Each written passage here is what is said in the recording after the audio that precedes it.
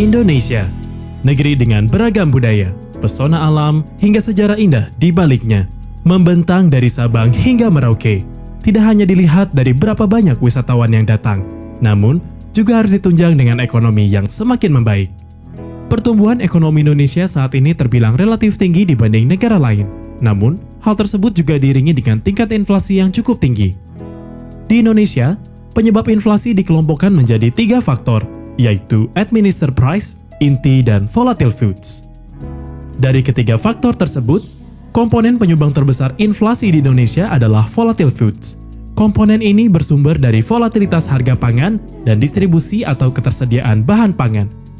Sejalan dengan hal tersebut dan dalam upaya pengendalian inflasi, khususnya dari sisi volatile foods, Bank Indonesia turut mengembangkan komoditas pangan yang berpengaruh terhadap inflasi melalui program pengembangan klaster. Komoditas tersebut diantaranya padi, daging sapi, bawang merah, bawang putih, dan cabai. Kehadiran klaster diharapkan dapat meningkatkan ketersediaan pasokan komoditas di daerah. Dengan adanya peningkatan pasokan tersebut, diharapkan dapat berdampak pada kestabilan harga komoditas tersebut. Dalam jangka panjang, diharapkan sumbangan inflasi dari komoditas volatile foods dapat lebih terkendali. Perkembangan klaster diawali pada tahun 2007, dan sampai dengan saat ini telah berhasil mengembangkan di hampir seluruh kantor perwakilan BI dalam negeri. Sebagai upaya untuk mempercepat dan memperluas dampak klaster, Bank Indonesia memiliki strategi yang bernama Program Replikasi Klaster. Melalui program replikasi klaster pada tahun 2015 ini, Bank Indonesia telah berhasil mereplikasikan beberapa klaster dengan komoditas yang memiliki dampak besar terhadap inflasi, di antaranya sapi dan cabai.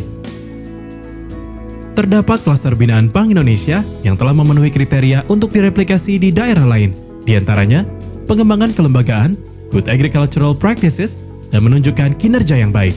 Salah satu klaster yang ideal untuk direplikasikan adalah klaster sapi di Semarang dan klaster cabai di Yogyakarta. Semarang adalah ibu kota Provinsi Jawa Tengah, sekaligus kota metropolitan terbesar kelima di Indonesia sesudah Jakarta, Surabaya, Bandung, dan Medan. Di Semarang, sapi potong merupakan komoditas subsektor peternakan penyumbang inflasi yang sangat potensial. Tingginya permintaan akan daging sapi yang berkualitas belum mampu dipenuhi dari dalam negeri. Hal ini mengakibatkan pemerintah terpaksa menempuh kebijakan pembuka keran impor sapi hidup atau bahkan daging sapi dari negara lain.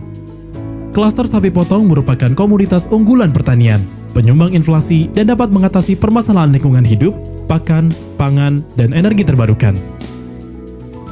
Metode program yang dapat direplikasikan pada klaster sapi Semarang adalah manajemen pemasaran sapi bernama Villa Sapi Potong, inovasi teknologi pakan ternak alternatif berbasis alfalfa, serta pembuatan sistem pengolahan kotoran berupa biogas.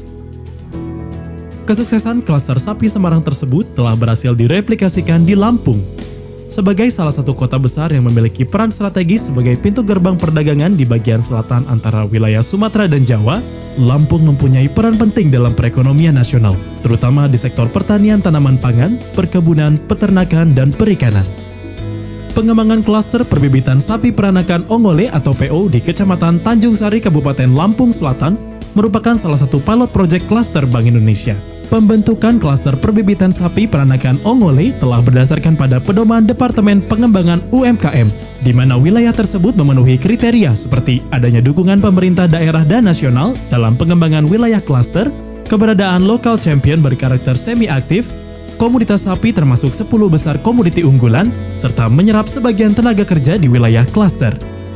Aspek yang direplikasikan pada klaster sapi di Lampung adalah inovasi teknologi pakan ternak alternatif berbasis alfalfa.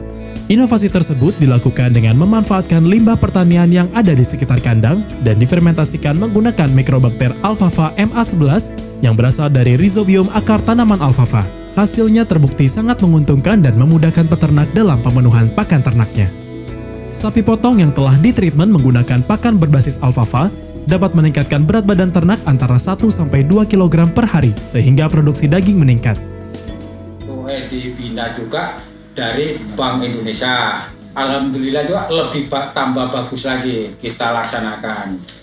Karena kalau umpamanya nggak dibina dari dinas, BI, itu juga kan untuk kekompakan kelompok, kegiatan kelompok, itu juga kan kurang maksimal. Selain daging sapi, Salah satu komoditas yang berdampak besar pada inflasi volatile foods adalah cabai merah. Yogyakarta. Selain sebagai kota pelajar, Jogja juga memiliki salah satu kabupaten yang mampu menekan pertumbuhan inflasi pangan, yaitu Kulon Progo. Sistem ketahanan pangan komoditas Kulon Progo secara nasional dianggap sebagai salah satu yang berhasil melakukan stabilisasi harga cabai di tingkat petani. Program kerja replikasi klaster pada komoditi cabai di Kulon Progo inilah yang menjadi salah satu role model replikasi untuk wilayah lainnya. Kulon Progo sebagai kota yang berada di wilayah pesisir pantai memiliki ketersediaan lahan seluas 1.300 hektar dan 24 pasar lelang cabai yang telah memberikan dampak positif peningkatan kesejahteraan masyarakat. Berdasarkan penelitian Bank Indonesia tahun 2012, Kabupaten Kulon Progo layak dijadikan sebagai model cadangan pangan daerah dan berpotensi untuk diduplikasi secara nasional. Kesuksesan klaster cabai Yogyakarta tersebut telah berhasil direplikasikan di Samarinda, Provinsi Kalimantan Timur. Dalam rangka mengurangi kontribusi cabai terhadap inflasi, Bank Indonesia mendorong terbentuknya daerah-daerah penghasil cabai di kota Samarinda. Model pertanian yang dikembangkan pada klaster ini adalah pertanian terintegrasi. Aplikasi Good Agriculture Practices atau GAP yang diinisiasi BI dilakukan sepanjang tahun 2014 dengan hasil yang memuaskan. Keberhasilan di Kulon Progo pun membawa hasil yang sama di kota Samarinda. Hal ini membuat Samarinda juga mengalami pertumbuhan ekonomi yang membaik pada komoditi pangan, terutama pada sektor cabai.